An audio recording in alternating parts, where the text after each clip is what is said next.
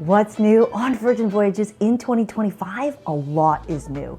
From the new lady ship Brilliant Lady to new ports of call to the scoop on what did the executive team talk about in the latest town hall meeting. And there are some exciting things that are happening on the ship. We got a lot to go through coming up.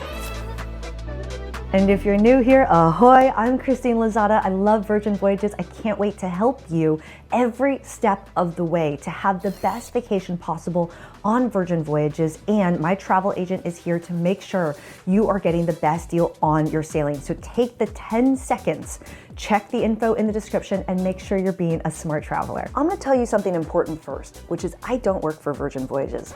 So if I have an opinion about some of these changes, I ain't holding back, because some of them we should all be so excited about, and some of them I'm not so excited about. And there's a reason why I was the first person to raise my hand at that town hall meeting to start asking questions, because I am looking out for you guys and I want to know what's going on and where are we sailing in 2025. So let's dive in. This first new one is something we can all get excited about, which is the newest and fourth lady ship in the lineup of Virgin Voyages cruises, and that's Brilliant Lady. She's launching this September with 4 mermaidens, in other words, 4 home ports in which she's doing her inaugural sailing. The first one being out of New York City. I will be on that sailing. Check the info in the description below.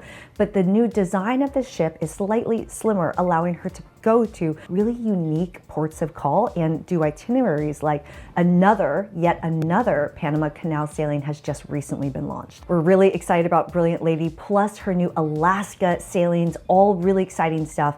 A full Brilliant Lady video is in the description below. This next change is one that we can all get excited about because the original lady ship Scarlet Lady has had a glow up. In November of 2024, she went through dry dock, was off the water for a couple weeks, and the 2 most notable changes are Lucky Lotus. This Chinese-inspired restaurant now serves up really delicious Asian cuisine available for dinner, and while still serving the brunch razzle-dazzle style, just 3 of the menu items have changed on the brunch side of things. Full podcast on that, but the other notable change is there's more rockstar rooms on Scarlet Lady. Richard's Rooftop might feel a little bit more crowded during the Richard's sunset hour, but this is yet another noticeable change on Scarlet Lady. Full video on that in the description below. This next change comes as no surprise and is one that we are all asking for because we all complain about how tiny the pool is. So they're completely ripping it out and there's no more pools across all ships. And I'm just kidding. Here's one we are asking for: the app. The app is changing. I always tell our sailors that we book that if the app makes you want to pull out all your hair, then you are using it correctly. So a new app is coming this year. It's currently in beta. Stay tuned for more changes on that. But one thing that has already changed is you can now book your brunches and dinners 45 days in advance. That hasn't changed, but you can now book those on the website by logging in. Let's talk about some of the entertainment, because we're seeing some changes, and we're also seeing, given Virgin Voyages has now been around for a few years now, some of the entertainment coming back. Excuse me. My mom is absolutely in love with you. Do you mind if I take a photo of you two? We have my mom's most favorite, which is the Magnets, an a cappella group that is super talented, super fun to watch. They are coming back on board. We also have the Plan V back on board. They're currently on Valiant Lady, and we're also seeing new parties, whether the Y2K party or Club Caliente. We got some new things coming on the entertainment front. Virgin Voyages is seeing a 40 to 50% return rate of sailors. And so refreshing the entertainment on a more regular basis is something that's important to them. Also, Duel Reality, a cruise-only show, has now turned into a land-based show. So you can actually see, even if you don't even go on Virgin Voyages, you can see Duel Reality on land. They are currently on tour, and we're also seeing some other changes like The Charmer. The Happenings cast magician is now doing more shows out in public. We are starting to see that in the lineup, as well as the Laugh Out Louds, LOLs, the LOL's Supper Club. This is dinner and a show, just like It's a Ship Show. I heard that It's a Ship Show might be going away. But dinner and a show, seen in the manner a fantastic way to enjoy a lineup of comedians and a dinner at the same time. Those cookies are delicious, FYI. Ooh, but one thing that is new is that you're starting to see more of this entertainment and the lineup of events shown in advance. In other words, in the past, You used to have no clue what was happening on your sailing until you were on the ship and looking at the app. Now they're starting to show more things, not everything, more things in advance so you can kind of anticipate and get excited for your sailing. But really, all of it and the final schedule will not be available until once you're on the ship. One thing that's not changing, thank goodness, is Virgin Voyages is still no kids allowed, but friendly reminder, that means 18 and up, not 21 and up. But one thing that has changed, the Wi-Fi. It's tempting to break it down for you on everything that's changed on Wi-Fi, but I'll just say I sailed 3 times in 4 months and the Wi-Fi changed 3 times in those 4 months. The takeaway is it's more expensive, it's faster in theory, there are more options available. Wi-Fi, classic, basic Wi-Fi is still free. Everyone gets one device for free Wi-Fi, but if you're looking for premium or all the other things, that's changed. More info is in the blog post. Things change so fast, I keep that blog post updated. I can't switch out the words that I'm saying here later, which is why there's a monthly update. Don't forget about that, which if you're getting some value out of this video, cheers that like button, consider subscribing, and we're all a community. If you have a helpful tip, add it here.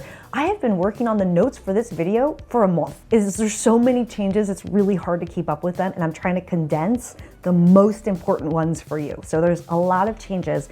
Come back each month for an update of what's new, but this is the high level overall for 2025.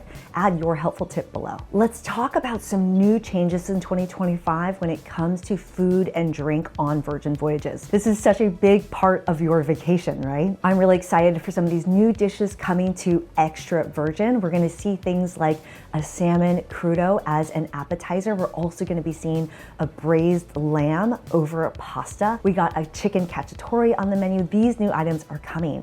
And also Gunbae.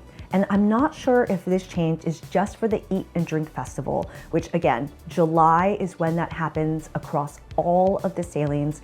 I have not yet seen exactly what it's going to be this year, but if you're curious about what it was last year, which that Asian market at sea is what inspired Lucky Lotus at Razzle Dazzle, you can find that video in the description below. So Gunbae during Eat and Drink will launch a couple new menu items, one of which is a bulgogi. Oh, really excited for that, which is a marinated ribeye. One thing that's new that I noticed on my recent sailings is the Bottomless brunch. There's always been a Bottomless brunch available at the Wake and Razzle Dazzle, which are your brunch restaurants, but newly added is this Moet option. So for $75, you can do unlimited Moet at brunch. I always recommend going on the earlier side so you can maximize your Bottomless brunch. This next change is one that has kept me on my toes because if you've been watching my content over time, I've been saying bar tab is going away. Because bar tab went away. And then it came back. And then it went away, and then it came back. And then it was back again, and then it was gone, and then it was like, I'm leaving, but no, never mind, I'm staying.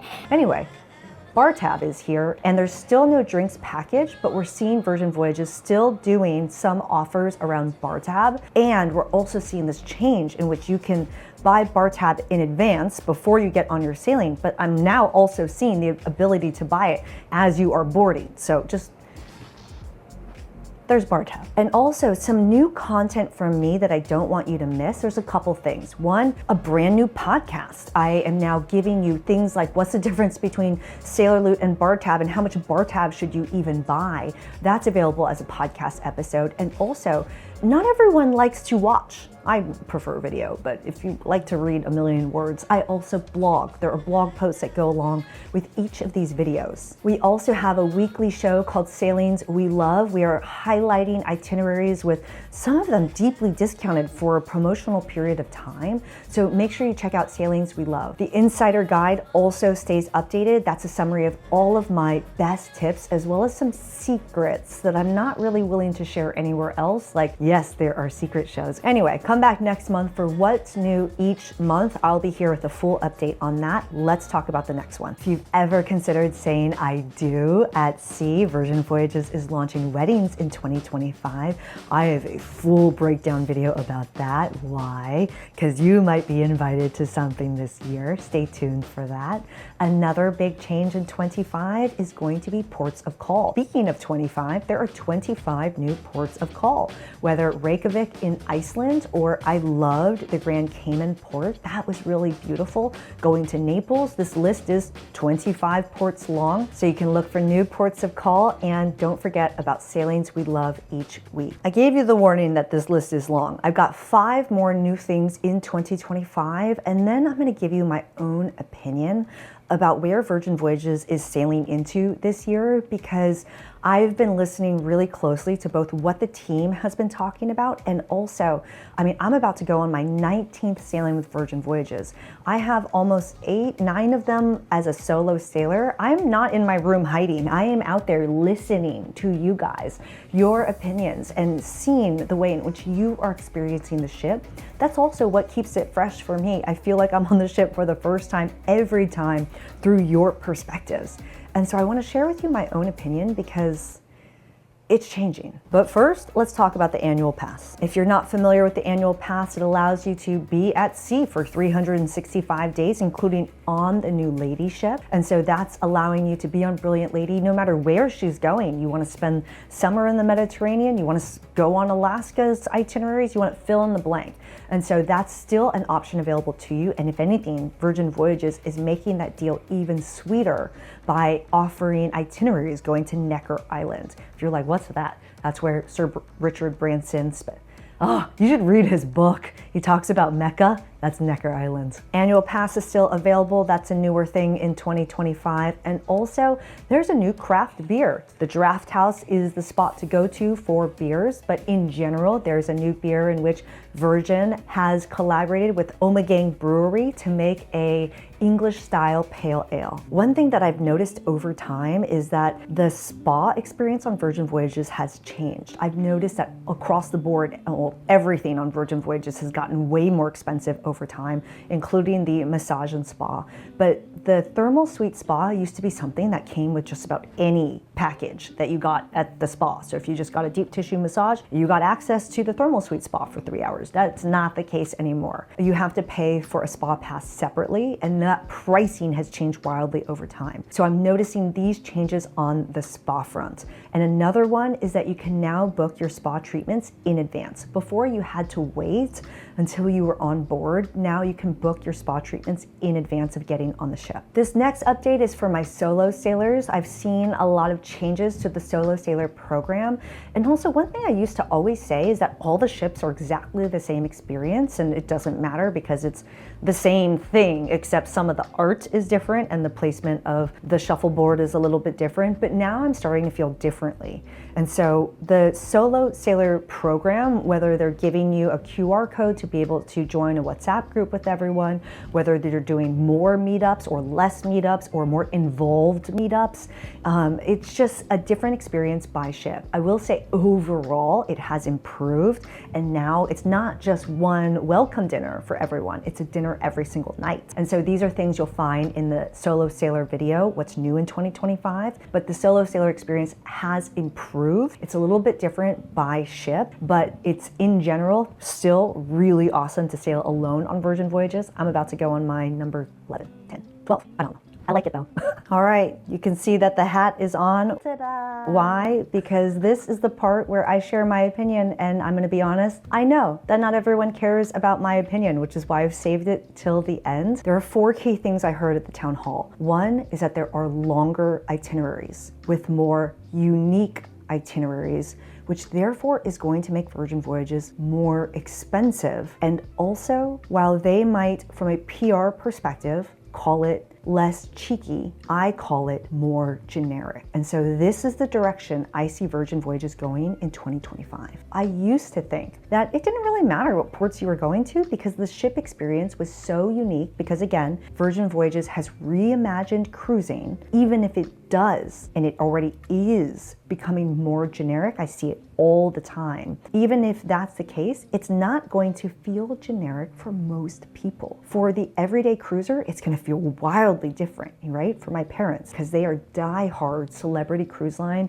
Royal Caribbean. But if you're someone who was sailing with them in the original days in which there were only a couple hundred people on board and we were all wearing masks, yeah, it's going to feel very generic versus that time. And so whether Virgin Voyages is maintaining that edge of feeling cheeky, feeling risque, feeling fill in the blank, I mean, everyone feels differently about what risque means to them, right? For me, in my 20s, I lived in San Francisco and I hung out in the Castro all the time. And I took the $20 round trip Southwest flights to Vegas every single weekend. And so what I call risque is very different than what my mom, who's 67, extremely conservative, does not drink, does not party. Her version of risque is something very different, but she still loved her Virgin Voyages experience. So with these longer itineraries and with these more unique itineraries, it becomes port focused and it will be a little bit more expensive, right? Virgin Voyages had a period of time in which they were running some really deep promos, and it got the wrong people on the ship. And if you're like, what do you mean the wrong people on the ship? If you're someone coming on board who is comparing every single thing to Carnival Cruise, is someone who's upset that there's no buffet, and is someone who didn't know there's a diva on board, then you are, in my opinion, therefore someone who didn't really understand what they were getting themselves into on Virgin Voyages. People always compare Virgin Voyages to them, but it's like, Virgin's only been around for a few years. And the other thing is that they need to make some money. And so I have a video in which, on a very inexpensive sailing, in which I paid almost nothing for, they gave me $1,100 of sailor loot. There's a full video of me spending that. Who's making money on that ship? Not Virgin Voyages, that's for sure. Can they sustain that? No. Just because they are red doesn't mean they should be in the red permanently. Does that mean no promotions? No. They're still going to have promotions. Sailings we love will highlight some of the most discounted ones. We're always looking out for you. But just knowing that that's the future is part of it. So is Virgin Voyages more generic? Building a cruise ship is not a cheap endeavor. And so I get it that they need to be more generic so that they don't turn people away from some of the original shows that I loved, like Sleep No More. Sleep No More, that was New York City. Never Sleep Alone. Also, a podcast. You should go listen to it. If you're like, what's Never Sleep Alone? It was a sex therapist that did this really hilarious show, but it just turned too many people away. And so things like that, where a lot of adults on an adult-only cruise can't take adults-only jokes. I don't know. I don't know what to tell you here. If we need to go generic in a way that we're the next Disney cruise line, but without the kids, like, what do you really want Virgin Voyages to be here? I mean, it's its own category of cruising. At the same time, I understand they need to make money. Tell me what you think in the comments below. Be a smart traveler. I'm Christine Lozada. Book your sailing with us. I'm going to spend some time in the comments on this one, so let me know. I'll see you in the next one. Ciao.